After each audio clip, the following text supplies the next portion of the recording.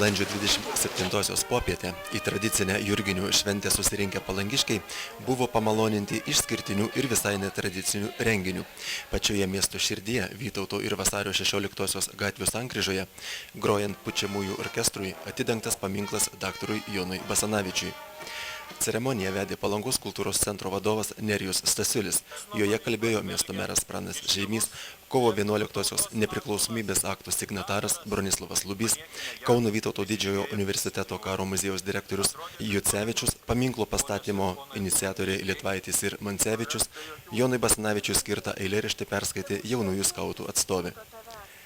Nuo šiol garbingas tautos patriarchas išdidžiai žvelgs į anuometinį grafo Tiškevičiaus bulvarą, jau ne vieną dešimtmetį daktaro garbei pavadintą Jono Basanavičiaus gatve.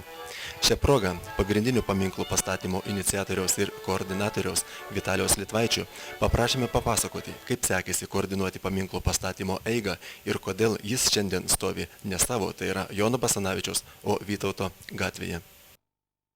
Matot, ideologiškai jie labai gražiai. Jis pirmiausia žiūri į savo vardo gatvės pradžią. Čia lygiagrečiai jam žvilgsnį kerta Vytauto gatvė. Tai yra didžiausios viduramžių valstybės vadovo vardu pavadinta. Tai yra Lietuvos simbolis Vytauto.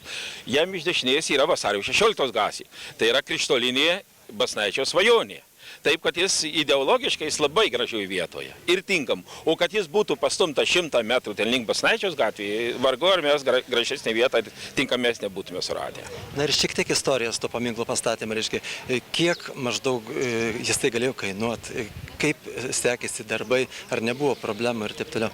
Problemų buvo. Buvo problemų ir čia, problemos vargu ar būna kokio nors darbo be problemų, tai būtų labai neįdomus darbas. O kainavo, tai čia viskas aišku, Petras Gabrėnas nuvažiavo, kadangi nebuvo aišku, savivaldybė turės pinigų, neturės.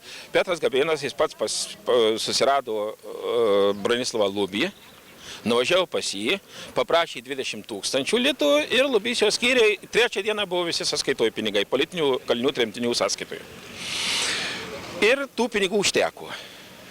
Savivaldybė beliko tik tai čia pamatas, šiek tiek čia plyteles palygint, toks labai simboliškas, nežinau kiek jiem ten kainavo, bet ten galbūt 1000 arba šiek tiek daugiau, nežymiai. O šitą teko. Mums užteko todėl, kaip aš jau truputį buvau užsiminęs, kad labai geranoriškai. Vat būtent tas Žilvinas Pabrinkis, jis sako, klausykit man, pirmas į gyvenime aš turiu Zikaro originalų darbą ir iš jo darau atlėją. Kitos atveju man nebus gyvenime, taip ir tiesa. Kadangi Zikaro darbų jau muziejus aš abejoju, ar leis tiražuoti toliau. Čia tiesiog mūsų iš dalies ir asmeniniai pažintis su direktoriumi Jurevičium šitą lėmė. Nežinot, muziejai savo fondų daryti kažkokius tiražavimus paprastai jau nesutinka arba labai brangiai jiems reikia mokėti. O čia buvo taip tik tai, sako, Palangai reikia. Atsivežk merų raštą, meras parašė raštą, prašydamas visą tokios paslaugos, pagalbos ir buvo padaryta. Ir kokybiškai turbūt kaip ekspertai. Ir padaryta kokybiškai. Jau mano akį atrodė kokybiškai, tačiau apžiūrėjau ir specialistai, kad tikrai padaryta, sako, iš meilės. Na ir šis paminklas yra, kaip sakėte, per atidarymo iškilmes yra jūsų trečiasis toks, reiškia, iniciatyvus paminklas, reiškia. Dar statysite dar vieną, turbūt, ar ne? Bent vieną. Bent vieną ir galbūt daugiau planuojate. Daugiau, žinot, mano yra tokia irgi, kaip sako, krištolinė svajonė, tai dalyvauti organizaciniam darbe, pastačiant paminklą Birutės Kęstučio susitikimo proga Palangoje. Kuriai vietoj?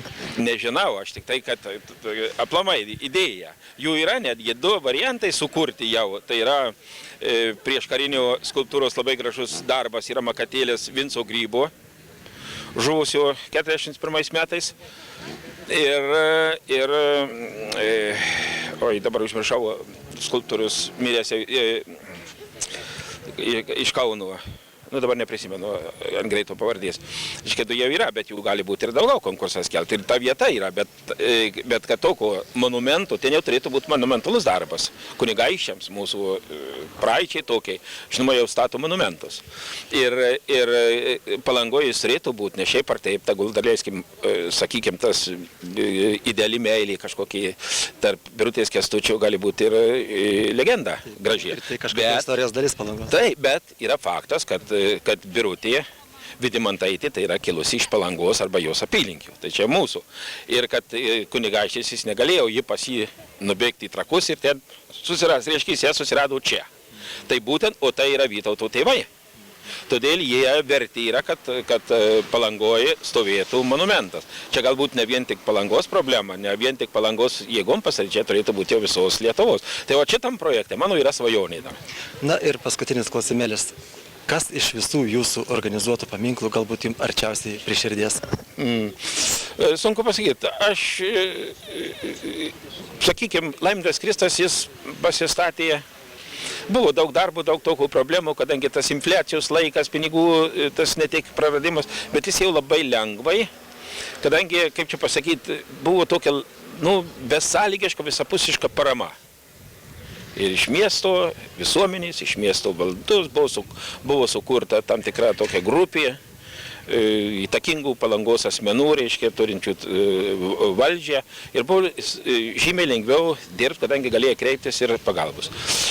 Šitas, tas, kur yra profesoriaus Aloyzo Toleiko BS Basnaičios gatvėje pastatyta, jis ten nedidelis kamerinis daiktelis ir jis ten per porą dienų ir ten susitvarkiau, ten nereikėjo jokios pagalbos, viskas vyko paprastai. Šitas iš tų visų trijų kol kas sunkiausia.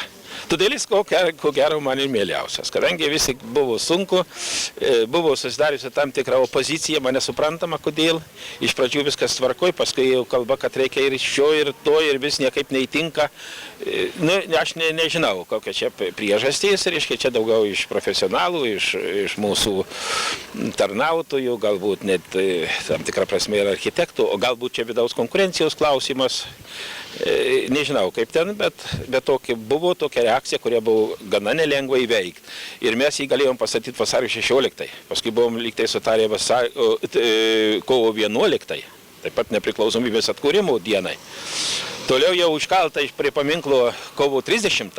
Ir dar jis gulėjo čia padėtas. Jis būtent ten tokie, kaip sakant, bevaisiai kažkokios diskusijos, ginčiai, disputai, kurie, sakyčiau, žinot. Vat ne televizijai sakau, kad aš vienu metu jau taip jau truputį, taip ir pyktelėjau ir sakiau, žinot ką, aš jaučiuosi taip dabar, kad lyg būčiau mergai vaikai taisęs. Lyg tai norėjau padaryti gerai, o dabar, kai išeina, kad lyg tai aš būčiau padaręs kažkokią tai vos ne visuomenės Palangos priešas. Vat buvo tokių momentų. Ir tokie momentai yra, žinot, bet paskui praeina ir vėlgi, todėl jis man ir mėliausias.